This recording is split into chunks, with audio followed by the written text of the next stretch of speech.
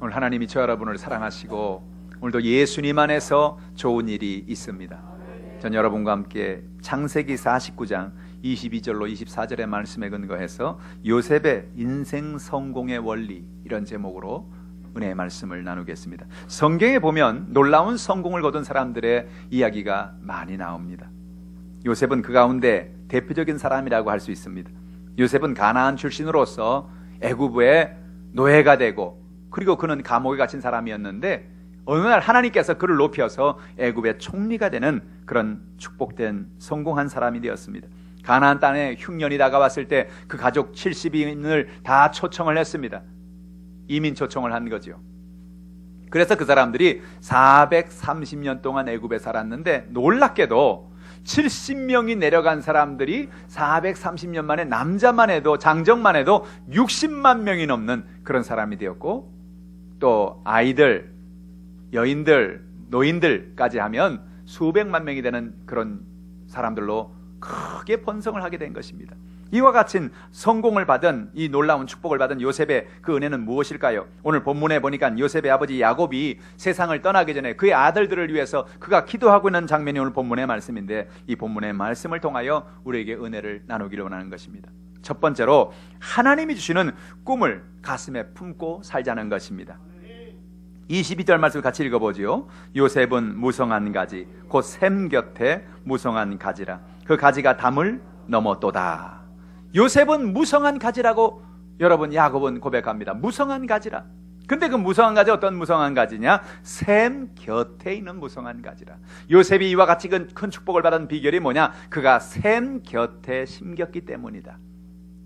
샘 곁에 심겼다는 말이 도대체 무슨 얘기입니까? 나무가 무성하려면, 나무가 열매를 맺고 나무가 좋은 열매를 맺으려면 그 나무에게 수분이 잘 공급이 돼야 돼요. 그래서 어느 나무든지 간에 어떤 시냇가라든지 샘 곁에 심겨진 나무는 아주 사철 동안 푸르고 좋은 열매를 맺습니다. 요셉은 누구냐? 샘 곁에 심겨진 나무라. 이 샘은 뭘 의미하느냐? 하나님을 의미하는 거예요. 성경에 보면 하나님은 생수의 근원이라고 말하고 있고, 하나님은 샘의 근원이라고 말하고 있습니다. 이사야서 55장 1절에 말하니까, 오호라 너희 목마른 자들아 물로 나오라. 돈 없는 자도 오라. 너희는 와서 사 먹되 돈 없이 값없이 와서 포도주와 젖을 사라. 그랬습니다. 목마른 자들아 물로 나와라. 이 물이 뭐냐? 하나님은 물로 표현하는 것입니다. 하나님은 우리의 인생에 물이 되십니다. 목마를 때 물 한 잔 마시면 얼마나 속이 시원합니까? 목마르고 가라할 때 목을 가라앉은 목을 축여주는 그 물처럼 하나님 우리의 인생의 목마름을 가람을 해결해 주시는 것입니다. 예레미야서 2장 12절에 보면 하나님이 우리의 물 되심을 이렇게 표현하고 있습니다. 내 백성이 두 가지 악을 행하였나니 곧 그들이 생수의 근원되는 나를 버린 것과 스스로 웅덩이를 판 것인데, 그것은 그 물을 가두지 못할 터진 웅덩이들이라고 말했습니다. 이스라엘 백성들이 왜 바벨론의 포로가 되었느냐, 아수르의 포로가 되었느냐? 그 이유는 다른 게 아니라 이스라엘 백성들이 물의 근원인, 생수의 근원인 하나님을 버렸기 때문이라는 거예요. 그래서 스스로 자기가 웅덩이를 팠습니다. 인본주의를 말하는 거죠. 하나님의 뜻을 따라, 하나님의 말씀을 따라 사는 게 아니라 내 힘으로 한번 웅덩이를 파보자, 내 힘으로 한번 인생을 한번 살아보자. 그렇게 살았는데 결국은 뭐예요? 그것을 통해서 바벨론과 아수르의 포로가 되어지는, 그 나라가 망하는 그런 어려움을 경험하게 되는 겁니다. 하나님을 버려서는 아무것도 할 수 없다는 거예요. 하나님 생수의 근원, 하나님 옆에 뿌리를 박기를 주님의 이름으로 축복합니다.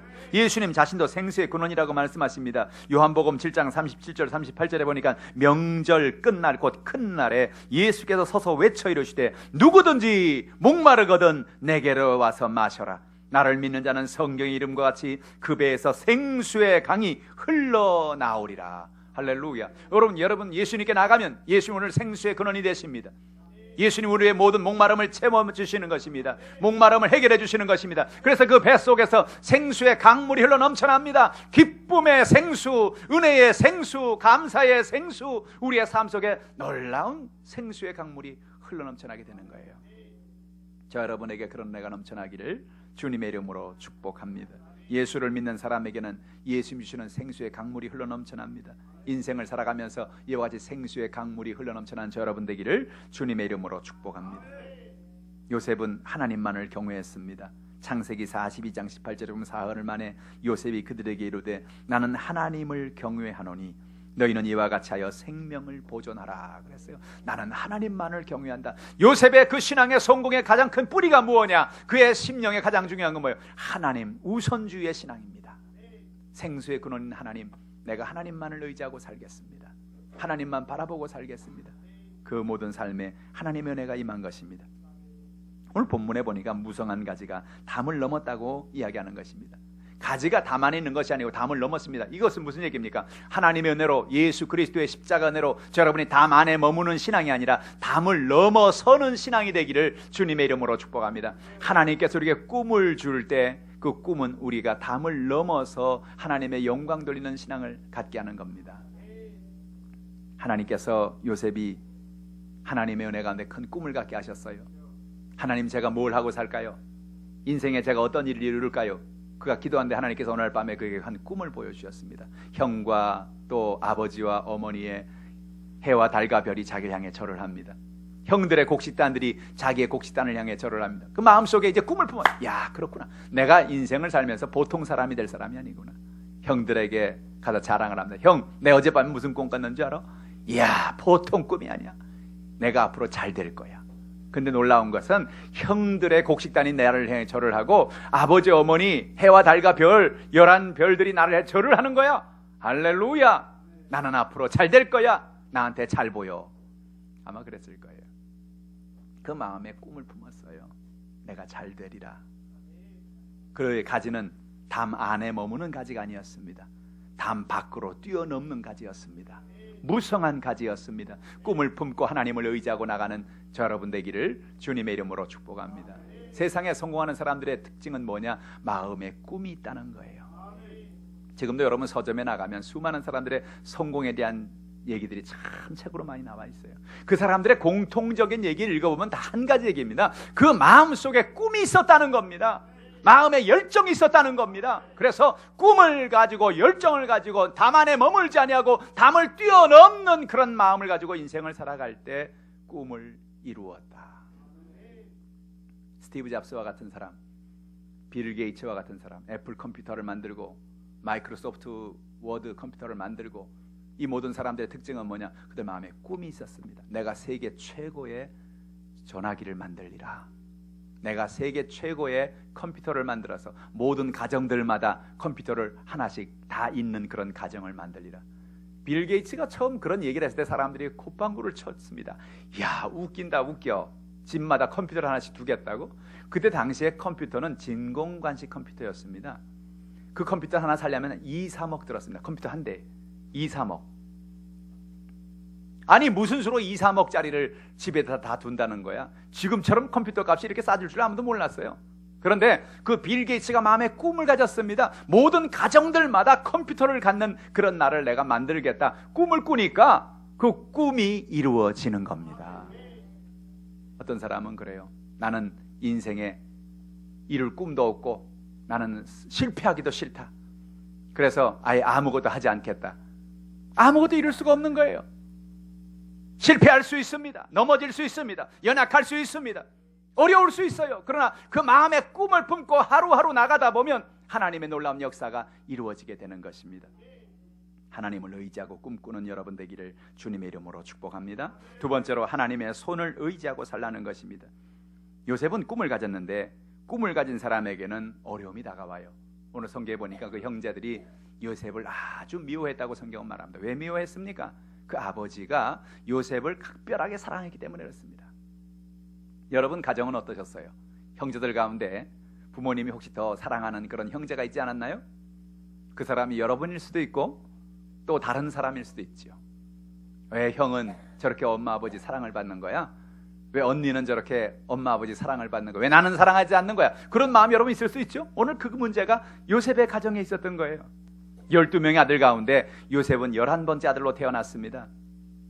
그 어머니 이름이 라헬이었는데 그 라헬과 요셉의 아버지 야곱이 결혼하기 위해서 14년을 일해서 결국 그 아내를 얻게 된 겁니다. 얼마나 그 아내가 귀하겠습니까? 그리고 그 아내가 낳은 아들이 요셉입니다. 그리고 요셉과 베냐민을 낳고 라헬은 세상을 떠났습니다.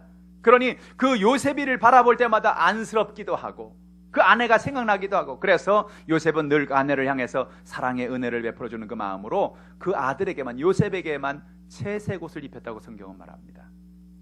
채색옷이란 칼라옷인데 요즘 여기는 다 칼라옷을 입고 계시잖아요. 근데 당시에 칼라옷을 입는 것은 보통 사람이 못 입는 겁니다. 색깔 들어간 옷, 채색옷을 입는다는 것은 당시에 대단한 부의 상징이고 아주 비싼 옷입니다. 형들이 뭐라 그러겠어요? 다른 형제들을 가만히 봐도, 옷을 봐도 희쭈구리하고 그냥 회색인지 허연색인지 뭔 색인지 분별이 안 되는 그런 옷 색깔을 입고 있는데, 근데 요셉이만 맨날 아버지가 그렇게 옷을 잘 입히고 그러니까 이거는 보통 일이 아니지요. 형제들이 늘 욕을 합니다. 저 요셉이 녀석, 아이고 저거 빨리 없어져야지. 저게 없어지면 저 사랑이 우리한테 올 텐데, 저거 없어져야 되는데 저거. 맨날 그렇게 노래를 하는 겁니다.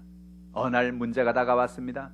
아버지가, 형들이 당시에 목양을 했기 때문에 대개 목축하는 사람들 한번 집을 나가면 양들을 데리고 매치를 다니거든요. 그러니까 지금 형들이 어디진가 있는지 한번 보고 오라고, 잘 있는지 보고 오라고, 양들도 잘 있는지 보고 오라고 요셉이가 그 말씀을 듣고 형들을 찾아갔는데 형들은 드디어 손뼉을 쳤습니다. 야, 아버지가 안 왔다, 요셉만 왔다, 이제 요셉을 죽일 때가 왔도다. 막 죽이려고 그러는 거예요. 형제가 형들 이러면 안 된다고, 아유 요셉이를 죽이면 어떻게 하냐고, 죽이는 거나 진비 없으니 저 우물, 마른 우물에 넣자고 마른 우물에 넣었습니다. 근데 마침 그때 한 미디안 상인 노예 장사들이 지나가는 거예요. 한 형제가 말, 형 우리가 여기서 그냥 이렇게 죽일 게 아니고 돈이라도 법시다. 저 미디안 장사한테 팔면 돈이라도 벌고, 한번 그때 당시는 노예로 팔려 다른 나라로 가면 이제는 다시는 보지 못하는 거예요. 그러니 우리가 죽이는 거나 가는 게 없으니까 돈이라도 법시다. 그래서 돈 받고 요셉이를 판 겁니다. 여러분 한번 생각해 보세요. 아니 자기 형제들이, 자기 가족이 나를 노예로 팔았습니다, 돈 받고 팔았습니다, 죽이겠다고 합니다. 그 마음의 고통과 연약함은 어떻게 말할 수 있을까요? 그런데 희한하지요. 요셉은 애굽의 한 보디발이라는 장군의 집에 팔려갔는데, 그곳에 노예 생활을 하는데 거기서 절망하고 좌절하지 않았습니다. 보통 사람 같으면 아마 울고 밥도 안 먹고 난리가 났을 거예요. 아버지 보고 싶어, 엄마 보고 싶어 그러면서 울고 있었을지 모르겠어요. 근데 요셉이는 그 집에 가서 열심히 일을 하는 겁니다. 밥을 주면은 열심히 먹는 겁니다. 열심히 일을 하는 겁니다. 그 집의 주인이 보고, 야, 참 이상한 노예가 왔다. 보통 노예가 오면 며칠 동안은 밥도 안 먹고 시들시들하고 막 울고 통곡을 하고 탈출할 생각만 하고 그러는데, 저 노예는 어떻게, 아예 노예 체질이네. 노예 체질이야. 그냥 와가지고 밥도 잘 먹고 일도 잘하고 아주 생글생글 웃고 돌아다니고. 저런 노예는 처음 보네. 그 왜 그렇습니까? 요셉이가 왜 그럽니까? 그 마음에 믿는 것이기 때문에 그런 거예요. 할렐루야. 그 마음속에 분명한 믿음이 있습니다. 무슨 믿음이에요? 나는 지금 노예가 되었지만 하나님은 나와 함께 하신다. 하나님 나를 돕고 계신다. 오늘 본문의 말씀 23절 24절 말씀이 그 말씀이에요. 활 쏘는 자가 그를 학대하며 적개심을 가지고 그를 쏘았으나 요셉의 활은 도리어 굳세며 그의 팔은 힘이 있으니 이는 야곱의 전능자 이스라엘의 반석인 목자의 손을 힘입음이라. 활 쏘는 자가 그를 학대한다는 건 뭡니까? 활 쏘는 자는 마귀를 의미합니다. 형제들을 말합니다. 그들에게 와서 적개심을 가지고 그를 어렵게 만들고 연약하게 만들고 쓰러뜨리려는 겁니다. 근데 오히려 그때 요셉이는 그 팔에 힘이 있는데, 그 이유가 이스라엘의 반석자인 목자의 손을 힘입었다고 이야기하는 것입니다. 여러분 삶 속에 이런 놀라운 은혜가 있기를 주님의 이름으로 축복합니다. 여러분 하나님을 의지하고 사시길 바랍니다. 꿈을 가지고 믿음으로 나갈 때 문제가 다가올 수 있어요. 어려움이 다가올 수 있어요. 연약함이 다가올 수 있어요. 그러나 어떤 연약함과 어려움이 다가와도 요셉에는 그 문제를 이긴 것입니다. 또 문제가 다가왔죠. 한참 그가 하나님을 의지하고 열심히 일을 하고 있는데, 그가 열심히 일을 하니까 주인이 마음이 든 거예요. 보디발 장군이 마음에 들어가지고 너를 내가 승진을 시켜주겠다. 그 집에 총무가 되었습니다. 그런데 총무가 된 게 화근이 된 거예요. 총무가 되니까 내실에 자꾸 왔다 갔다 하고 보고를 하다 보니까 그 보디발의 아내가 요셉이를 가만히 보니까 참 곱상하게 생겼거든. 청년이 참 기가 막히거든. 남편은 자꾸 전쟁에 나가서 집을 자주 비웁니다. 요셉아 일로 와라 절로 와라. 그러고 자꾸 요셉이를 부릅니다. 그러니 슬슬 유혹을 시작하는 거예요. 근데 얘가 넘어가야지요. 나는 하나님을 믿습니다. 나는 당신을 나는 범할 수가 없습니다. 주인이 말하기를 집에 있는 거 다른 건 네 마음대로 다 해야 돼. 아내만은 건들지 말라 그랬습니다. 남편이 벌써 여인이 어떤 여인인지 알고 있는 거예요. 아내만 건드리지 말라 그랬어. 아주 명령을 했어. 그러니까 이 미세스 보디발이, 이 보디발 장군의 아내가 보통 여인이 아니죠. 아무리 해도 이 요셉이가 넘어오지 않으니까 이제는 나중에는 사랑의 마음이 미움이 된 거예요. 얼굴에 점 하나 딱 찍었어요. 그러더니 네가 그랬어? 오케이, 넌 이제 죽었어. 그러더니 보디발이 왔는데 뭐라 말아? 여보 큰일 났어, 큰일 났어. 뭐야, 저 당신이 그랬다. 나는 건드리지 말고. 제가 나를 건드리려고 하려다가 이 웃돌이를 내게 떨어뜨리고 갔어. 어떻게 된 거야 이거? 응? 남편이, 야 요셉아, 네가 그렇게 열심히 일을 하고 최선을 다하는 건 너무나 수고했는데 내가 하지 말란 일을 네가 범했으니 너는 감옥에 갈 수밖에 없다. 아니 누가 그랬어요? 요셉이 그랬나요? 얼마나 억울했겠어요. 요셉이가 어려움을 당할 때, 억울한 일을 당할 때 누구한테 말할 사람이 있습니까? 여러분, 인생을 살면서 우리가 삶을 살 때 그런 일이 있지 않습니까? 누구에게 말할 사람도 없어요. 누가 믿어주지도 않아요. 누가 도와줄 사람도 없어요. 삶에 있는 연약함과 문제 속에서 정말로 아무도 의지할 사람이 없습니다. 근데 성경에 보니까 누굴 의지했느냐? 요셉이는 하나님을 의지했어요. 하나님의 팔을 의지했습니다. 하나님께 맡깁니다. 하나님이 나의 인생을 인도하실 줄 믿습니다. 그러고 나서 그는 감옥에 들어가게 됩니다. 변호사를 쓸 수 있습니까? 집에 연락이 됩니까? 누가 자기를 도와줄 수 있습니까? 그는 이제 감옥에 들어갔습니다. 이 감옥은 어떤 감옥이냐? 한 번 들어가면 나올 수 없는 감옥, 죽어서야 나오는 감옥. 왕의 감옥에 들어가 버렸어요. 이젠 아무도 이 요셉이를 건져줄 사람이 없어요. 근데 희한하죠. 요셉이 이 감옥에 들어가서도 기쁨을 잃어버리지 않습니다. 그 집에 가서 일했던 것처럼 최선을 다해서 일하기 시작합니다. 봉사하기 시작합니다. 같은 감옥에 있는 다른 사람들 도와주기 시작합니다. 사람들이 수근수근 됩니다. 저 사람은 이상한 사람이야. 아니 감옥에 와서 뭐가 저렇게 기뻐가지고 맨날 저렇게 할렐루야를 외치고 돌아다니지? 뭐가 저렇게 기쁘지? 뭐가 저렇게 감사하지? 할렐루야. 그래서 그 감옥에 있는 전옥이 그 요셉이를 다르게 보는 겁니다. 야, 너는 감옥에 올 사람이 아닌 것 같은데 어떻게 네가 감옥에 왔냐? 너 나를 좀 도와라.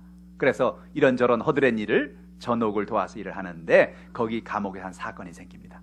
아주 큰 거물이 들어왔어요. 그 나라 유명한 술장군, 떡장군이 어떤 모반에 연루가 돼서 감옥에 들어오게 된 겁니다. 근데 이 두 사람이 꿈을 꿨어요. 꿈을 꿨는데 이 두 사람의 꿈을 이야기하는 걸 얼뜻 요셉이가 들었습니다.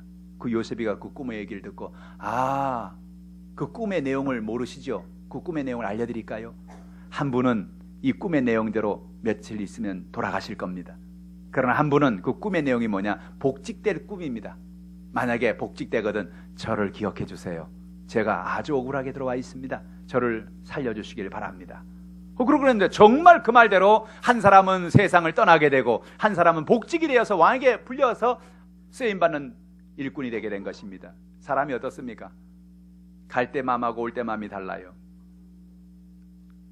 야, 그 말이라고 하냐? 네 말대로만 내가 복직만 된다면, 내가 이 감옥에서 지금 죽을 수밖에 없는 그런 상황인데 복직만 된다면 내가 너를 반드시 꺼내주마. 그러고 나갔던 그 사람이 하루가 지나고 이틀이 지나고 1년이 지나고 2년이 지나고 소식이 없는 겁니다. 어느 날 이상한 꿈이 또 왕에게 꾸어지는 거죠. 이상한 꿈을 꿨습니다. 꿈이 도대체 무슨 내용인지 알 수가 없습니다. 그 나라에 있는 술객들, 꿈 해몽하는 사람을 다 불러 모아서 얘기하는데 왕이여 모르겠습니다. 그 꿈이 무슨 내용인지. 근데 그때 마침 살아났던 그 장관이 자기 꿈을 해몽한 사람이 생각난 겁니다. 그러고 나서 왕에게 말합니다. 왕이여, 기가 막히게 꿈을 해몽하는 사람이 있습니다. 죽을 것과 살 것을 다 알고 있는 사람입니다. 그 사람을 해몽을 갖다 마치면 당신의 꿈을 해몽하게 될 것입니다. 그래, 그런 사람이 있는데 왜 여태 안 데리고 왔냐? 빨리 그 데리고 와라. 그래서 요셉이를 데리고 나왔는데 얼굴을 세수를 시키고 수염을 깎고 온몸에 옷을 딱 입히고 나왔는데 아주 그럴듯한 청년입니다. 그가 왕 앞에 딱 섰습니다. 왕이여 말씀하시옵소서. 내가 이런저런 꿈을 꾸었다. 그가 이런지하에 말한 왕이여, 이 꿈은 7년 동안 풍년이 되고 7년 동안 흉년이 올 것이라는 꿈입니다. 왕이 이 나라를 위해서 풍년이 있을 때 모든 곡간을 만들고 창고를 만들어서 양식을 잘 모아두셨다가 흉년일 때 그것을 잘 나눠주시면 이 모든 백성들이 살 것입니다. 하나님이 그걸 당신에게 미리 보여주셨으니 그 꿈대로 하십시오. 그렇게 얘기를 하니까 야, 그러면 이 일을 누가 하겠는가? 가만히 생각해 보니까 네가 하면 좋겠구나. 그래서 그 자리에서 요셉을 애굽의 국무총리로 임명을 해버린 것입니다. 할렐루야. 여러분, 요셉이 애굽에 가서 구급 공무원부터 시작했다면 총리가 되려면 도대체 몇 년이 걸릴까요? 하나님께서 요셉이에게 은혜를 베풀어 주셔서 하루아침에 그를 애굽의 총리로 높여주신 것입니다. 할렐루야. 하나님이 그를 붙잡아 주시는 것입니다. 오늘 성경은 뭐라 말합니까? 하나님이 내 손을 붙들어 주리라고 말씀하는 겁니다. 시편 18편 35절에 주께서 주의 구원하는 방패를 내게 주시며 주의 오른손이 나를 붙들고 주의 온유함이 나를 크게 하셨나이다. 인생의 문제를 만날 때 여러분, 우리 눈에 보이지 않지만 하나님이 여러분에게 방패를 보내주시는 거예요. 그리고 하나님의 오른손이 여러분을 붙잡아 주는 겁니다. 시편 73편 23절에 내가 항상 주와 함께하니 주께서 내 오른손을 붙드셨나이다. 할렐루야. 성경에 하나님이 우리의 손을 붙든다는 얘기가 참 많이 나와요. 하나님께서 내가 너의 오른손을 붙들고 있다. 시편 138편 7절에도 내가 환난 중에 다닐지라도 주께서 나를 살아나게 하시고 주의 손을 펴사 내 원수들의 분노를 막으시며 주의 오른손이 나를 구원하시리이다. 환난이 없을 수 없어요. 인생의 환난이 다가옵니다. 그러나 주께서 그 환난이 있을 때 나를 살아나게 하시고 주의 손을 펴사 원수들의 분노를 막으시며 주의 오른손이 나를 구원하시리로다. 할렐루야. 여러분, 삶에 답답하고 힘들고 어려운 문제를 만날 때가 있습니다. 꿈을 가지고 인생에 하나님의 소망을 가지고 인생을 살아감에도 불구하고 삶의 연약함과 어려움이 다가올 수 있습니다. 어떤 문제가 다가오더라도 하나님이 나를 구원하신다. 그 손이 나를 붙잡고 계신다는 사실을 깨닫기를 주님의 이름으로 축복합니다. 이사야서 41장 13절에도 보니까 이는 나 야훼 너의 하나님이 너의 오른손을 붙들고 내게 이르기를 두려워하지 말아라 내가 너를 도우리라 할 것임이니라. 따라합시다. 두려워하지 말라 내가 너를 도우리라. 할렐루야. 여러분, 인생에 두려움이 다가옵니까? 내 삶 속에 과연 앞으로 어떻게 될까? 내 삶에 과연 어떤 문제가 있을까? 이 문제를 내가 어떻게 해결할 수 있을까? 마음에 두려움이 다가오고 염려가 다가오고 근심이 다가오지 않습니까? 하루에 12번도 염려하고 근심하고 살고 있지 않습니까? 성경은 말합니다. 두려워하지 마라. 내가 너를 도우리라. 따라서 하나님이 도우시면 안 될 일이 없다. 할렐루야. 하나님이 여러분을 도와주시는 것입니다. 세 번째로 우리는 용서하며 살아야 합니다. 요셉의 큰 인생의 축복의 비결은 용서에 있었습니다. 희한하지요? 그가 하나님 은혜 가운데 하나님의 역사하신 가운데 살았던 겁니다. 노예로 팔림을 받았습니다. 보통 사람 같으면 아마 이를 갈고 형들을 욕하고 막 그랬을 거예요. 아이고, 형들이 이럴 수가 있어. 어떻게 나를 이럴 수가 있어. 그죠? 그래서 이를 너무 갈아서 이가 성치 않았을지도 몰라요. 근데 요셉이 안 그랬거든요. 이를 안 갈았어요. 왜 그래요? 형들을 용서한 거예요. 보디발의 장군과 그 아내는 어땠을까요? 나중에 여러분 국무총리가 됐을 때 애굽에서 제일 덜덜 떨고 있는 사람이 누구였을 것 같아요? 요셉이 국무총리가 됐을 때 제일 떠는 사람은 보디발이었을 거예요. 드디어 올 것이 왔도다. 아니, 누가 총리가 됐다고? 당신이 감옥에 보낸 그 사람이 총리가 됐더이다. 아마 덜덜 떨었을 거예요. 근데 이상하게 성경에 요셉이 그를 데려다가 복수했다는 말이 없어요. 참 희한하죠? 왜 그렇습니까? 요셉이 애굽의 총리가 되고 나서 가나안에 큰 흉년이 들었습니다. 요셉의 형들은 애굽의 양식을 사러 이제 온 겁니다. 소문을 들었습니다.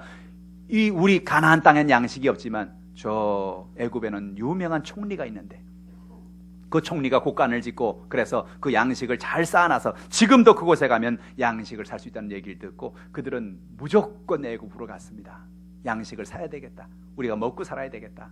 그랬는데 그 총리가 들었어요. 어떤 저 가나안에서 몇 명의 형제들이 찾아왔는데 곡식을 구하러 온 겁니다. 옳다거니 이 형들이 왔구나. 그들을 내게 데리고 와라. 그래서 그들을 보는데 총리가 부르니까 이 형들은 어쩔 줄을 모르는 겁니다. 아니, 우리는 그냥 양식만 사갖고 가려고 하는데 웬 총리가 우리를 부르냐. 그러니까 총리 앞에 가서 얼굴도 못 보고 먼저 넙죽절부터 합니다. 아이고, 총리님, 양식을 좀 팔아주십시오. 우리가 먹고 살아야 되겠습니다. 우리 70명이나 가족이 되는데 그 가족이 먹고 살려면 양식이 있어야 되지 않겠습니까? 그 사실을 보면서 요셉의 눈에 눈물이 핑 돌았습니다. 하나님, 어디서 많이 보던 모습입니다. 내가 오래전에 꿈꾸던 바로 그 꿈이 이루어지는 순간이군요. 하늘의 별이, 달과 별이 나를 향해 절을 하고 내 곡식단을 향해서 형들의 곡식단을 절을 한 바로 그 꿈을 하나님이 오늘 이 시간 이루시는군요. 할렐루야. 그는 그 마음속에 놀라움을 깨닫는 이유가 뭡니까? 그가 여태 경험했던 모든 고난이, 그가 경험했던 그 모든 아픔이 결국은 오늘 이 꿈을 이루시는 하나님의 역사인 것을 그는 알게 된 것입니다. 창세기 50장 19절로 21절에 요셉은 이런 고백을 합니다. 요셉이 그들에게 이르되 두려워하지 마소서, 내가 하나님을 대신하리이까. 당신들은 나를 헤아려 하였으나 하나님은 그것을 선으로 바꾸사 오늘과 같이 많은 백성의 생명을 구원하게 하시려 하셨나니 당신들은 두려워하지 마소서, 내가 당신들과 당신들의 자녀를 기르리이다 하고 그들을 간곡한 말로 위로하였더라. 이 얘기는 이제 아버지 야곱이 세상을 떠나고 난 다음에 형들이 다 이제 이곳에 초청을 받아서 생활을 하고 이제 살아가던 어떤 한순간에 이제 아버지가 세상을 떠나고 나면 요셉이가 아버지가 살아계시니까 지금 참고 있지만 아버지 세상을 떠나면 우리를 복수할 거야, 그런 생각을 하고 요셉에게 조용히 가서 얘기를 한 겁니다. 아버지가 그러는데 우리에게 특별한 유언을 하셨다. 아버지가 돌아가셔도 형들을 건드리지 말라 그러더라. 성경 어딜 찾아봐도 그런 말 없어요. 야곱이 그런 얘기 한 적이 없어요. 그런데 형들이 겁이 나가지고 두려워가지고 아버지만 돌아가시면 우리 가만히 안 둘 거야, 그런 생각을 가지고 했는데, 여러분 요셉은 뭐라 말하냐면 당신들은 나를 해하려고 했지만 하나님은 그것을 선으로 바꾸사 오늘같이 많은 백성의 생명을 구원하는 일로 쓰셨다는 거예요. 당신들은 모르고 당신들은 연약하게 나를 어렵게 만들려고 했지만 그러나 하나님께서 오히려 그 사건을 통하여 내게 애굽의 총리가 되게 하시고 우리 가족을 살리고 이 모든 생명을 살리는 놀라운 역사를 나타내게 했다는 겁니다. 오래전에 용서했다는 거예요. 걱정하지 말라는 거예요. 형들을 도와줄 겁니다. 형들의 자녀를 내가 키울 겁니다. 걱정하지 마세요. 할렐루야. 오늘 여러분의 삶 속에 이런 용서의 은혜가 있기를 주님의 이름으로 축복합니다. 여러분 인생의 사랑과 용서를 가지고 살아갈 때 그 삶 속엔 행복이 있습니다. 오늘 여러분 마음속에 지금도 누군가를 미워하는 사람이 있지 않습니까? 지금도 여러분 마음속에 어떤 분노가 있는, 누구만 생각한 마음이 어떤 쓴물이 올라오는 그런 사람이 있지 않습니까? 오늘 성경은 말합니다. 용서하고 살라는 겁니다. 사랑의 원자탄이 터지는 순간입니다. 예수 그리스도의 십자가의 은혜가 그들에게 넘쳐나는 순간입니다. 요셉이 그 형들을 용서하는 순간 그 형들의 마음속에 하나님의 위로와 하나님의 은혜가 넘쳐나게 된 거예요. 사랑의 원자탄으로 유명한 한국의 손양원 목사님, 그는 자신의 두 아들을 죽인 사람을 용서했지요. 아들 동인, 동신이. 손양원 목사님은 애양원이라는 교회를 짓고 그곳에서 한센병, 요즘으로 말하면 나병 환자지요. 나병 환자를 돕고 섬기고 신사참배를 거부하고 하나님 앞에 쓰임받는 그런 하나님의 사람이었습니다. 그런데 1948년 10월 19일 날 제주도 폭동 사건이 일어나서 폭동 진압군으로 군인들이 갔는데 그 진압군 가운데 공산주의적인 성격을 가지고 있는 사람들이 있었습니다. 그들이 반대로 폭도가 돼서 그 동네 여수, 순천 이 지역에서 예수 믿는 사람, 공산주의를 반대하는 사람, 이런 사람들을 무차별하게 학살하기 시작했습니다. 그때 동인이하고 동신이가 손양원 목사님의 두 아들이었는데 이 아이들은 늘 공산당을 싫어하고 하나님의 은혜를 바라보고 살아가는 그런 아들이었는데 이 두 아들을 학살한 겁니다. 죽인 겁니다. 그 잠본인이 안재선이란 사람이었습니다. 이 안재선이를 이제는 감옥에 가게 됐는데 손양원 목사님 그 장례를 치르면서, 두 아들의 장례를 치르면서 그런 이야기를 했대요. 10가지의 감사를 했는데 그 중에 하나가 뭐냐, 많은 사람들이 지금 아이들을 저 해외로 유학을 보내고 있는데 하나님의 은혜로 내 자녀들은 천국에 유학 보냈으니 감사합니다. 그런 고백을 하면서 자기 아들들을 죽인 안재선이를 용서하겠다는 거예요. 그를 용서하겠다는 거예요. 그는 감옥에 갇혔습니다. 이제는 그는 사형을 당할 그런 위기에 있는 사람인 것입니다. 그런데 탄원서를 씁니다. 그를 살려달라고 말합니다. 그를 내보내달라고 말합니다. 내가 그를 내 아들로, 양아들로 삼겠다고 말했습니다. 그래서 실제로 안재선이는 손양원 목사님의 그 탄원으로 나오게 됐어요. 그리고 그의 양아들이 되었습니다. 여러분, 사랑의 원자탄이 터지는 순간이지요. 내 아들을 둘을 죽인 그 원수를 내 양아들로 삼고 그를 용서하고 그에게 하나님의 사랑을 베푼 겁니다. 어디서 그 사랑이 다가왔습니까? 손양원 목사님은 십자가의 예수를 바라본 겁니다. 예수님 십자가에 자신을 욕하고 자신을 욕보이고 십자가에 못 박는 그 사람들을 바라보면서 아버지, 저들이 몰라서 그래요. 저들이 지금 어떤 일을 하는지 몰라요. 하나님, 저들의 죄를 용서하여 주시옵소서.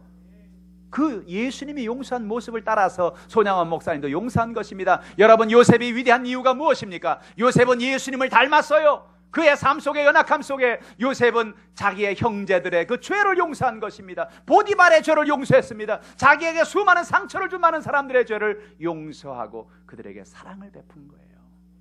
할렐루야. 거기에 성공의 진리가 있습니다. 여러분, 로버트 엔라이트 교수는 우리가 용서하기 위해서 4가지의 단계를 거쳐야 된다고 말한 적이 있습니다. 첫 번째 단계는 내 안에 분노를, 그 원인을 발견하라는 것입니다. 우리의 마음속에 분노가 있다는 걸 아는 것은 참 고통스러운 일이에요. 그걸 다시 되새긴다는 것도 힘든 일입니다. 그러나 내 마음속에 내가 분노가 있다, 내 마음에 아픔이 있다는 것을 정직하게 인정하고 내 마음속에 있는 연약함을 하나님 앞에 내려놓는 여러분 되기를 주님의 이름으로 축복합니다.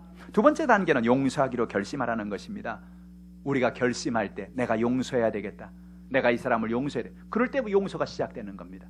어느 누구 난 용서 못해, 난 용서할 수 없어, 누구 좋으라고 용서해, 그런 마음을 가지고 살면 누구 좋으라고 용서가 아니라 일평생 그것에 내가 잡혀서 인생을 사는 겁니다. 용서하지 않으면 그 상처의 포로가 되어 우린 일평생 포로가 되어 인생을 살아가는 겁니다. 세 번째 단계는 용서하기 위한 작업을 시작하라는 겁니다. 용서하기 위해서 가장 중요한 것은 예수님의 십자가에 사신 것 같이 그들을 이해해 주라는 것입니다. 내게 피해를 준 사람, 내게 가해를 준 사람, 내게 상처를 준 사람. 여러분, 요셉은 형들을 이해했습니다. 형들이 왜 나를 이렇게 아프게 했을까? 형들이 왜 나를 팔았을까? 뭐예요? 모르고 그랬다는 거죠. 내가 얼마나 큰 아픔을 당할까? 자신들이 앞에 있는 마음의 아픈 것과 자신의 상처만을 바라본 거예요. 그렇지, 아버지가 형들에게 편애를 해서 나만 좋은 옷 입혀주고 형들은 옷 입혀주지 않으니까 형들이 화가 났었겠구나. 그래서 형들이 나를 팔았겠구나. 또 내가 그때만 해도 교만해서 형들에게 내가 꾼 꿈을 막 자랑하고, 형들 내가 이런 꿈을 꿔서 저런 꿈을 꿨어 하니까 내가 형들 눈앞에 가시가 이렇게 됐구나. 그 형들이 이해가 되는 거예요. 그래서 내가 아픔을 갖게 됐구나.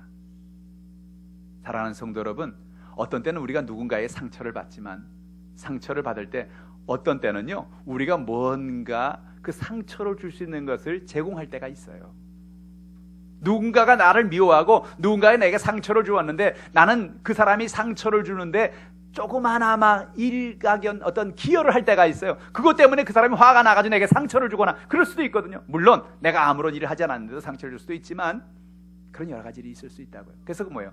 그걸 한번 생각해 보는 거예요. 왜 내게 상처를 주었을까? 왜 내게 아픔을 주었을까? 왜 내게 연약함을 주었을까? 요셉은 곰곰이 생각해 봅니다. 노예가 되면서 감옥에 있으면서 곰곰이 생각해 봅니다. 아, 형들이 마음이 아픈 상처가 있었구나. 형들도 힘들었겠구나. 그들을 용서해야 되겠다. 그들을 품어줘야 되겠다. 할렐루야. 오늘 여러분 마음속에 누군가 상처를 준 사람이 있습니까? 그를 이해하시기를 주님의 이름으로 축복합니다. 네 번째로 우리가 용서하고 난 다음에 감정의 감옥에서 해방되라는 것입니다. 여태 마음속에 분노하고 고통하고 살았지만 그 순간에도 하나님이 나와 함께 있었다는 사실을 이제는 알라는 것입니다. 여러분, 요셉이는요, 어느 순간에든지 하나님이 자신을 버리지 않았다는 것을 기억하고 있었습니다.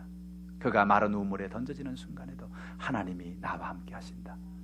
그가 팔려서 노예가 된 순간에도 하나님이 나와 함께 하신다.